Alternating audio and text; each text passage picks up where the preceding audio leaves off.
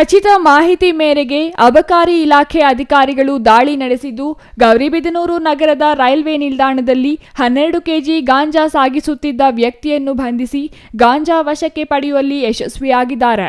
ಗೌರಿಬಿದನೂರು ನಗರ ಠಾಣಾ ವ್ಯಾಪ್ತಿಯಲ್ಲಿ ಈ ಪ್ರಕರಣ ನಡೆದಿದೆ. ಬಂಧಿತ ಆರೋಪಿ ಬೆಂಗಳೂರಿನ ಟಿನ್ ಫ್ಯಾಕ್ಟರಿ ಮೂಲದ ಹನಿಯಪ್ಪನ್ ಎಂದು ತಿಳಿದು ಬಂದಿದ್ದು, ಬಂಧಿತನಿಂದ 8 ಲಕ್ಷ ರೂಪಾಯಿ ಮೌಲ್ಯದ 12 ಕೆಜಿ ಗಾಂಜಾ ವಶಕ್ಕೆ ಪಡೆದುಕೊಂಡು ವ್ಯಕ್ತಿಯನ್ನು ಬಂಧಿಸಿದ್ದಾರೆ.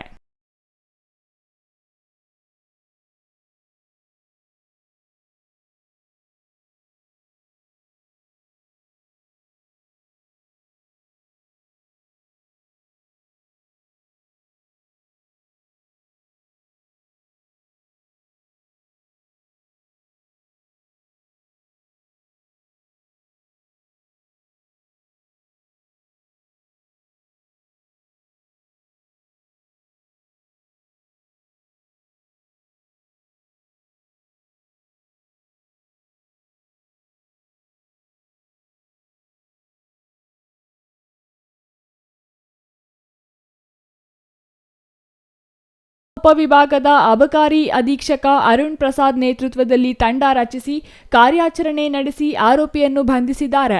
ಇನ್ನು ಈ ದಾಳಿ ವೇಳೆ ಗೌರಿಬಿದನೂರು ಅಬಕಾರಿ ನಿರೀಕ್ಷಕ ಮಂಜುನಾಥ್, ಅಶ್ವಿನಿ ಬೆಳ್ಳೂರ್, ಉಪವಿಭಾಗದ ವಿನೋದ್, ಹಿಂದೂಪುರ ಆರ್ಪಿಎಫ್ ಅಧಿಕಾರಿ ಸಾಯಿನಾಥ ರೆಡ್ಡಿ, ಪೇದೆಗಳಾದ ರವಿಪ್ರಸಾದ್, ಹರೀಶ್, ಗೃಹರಕ್ಷಕ ಸಿಬ್ಬಂದಿ ರಾಜಣ್ಣ ಮತ್ತು ಕಾಂತರಾಜ್ ಇನ್ನೂ ಹಲವರು ಹಾಜರಿದ್ದರು.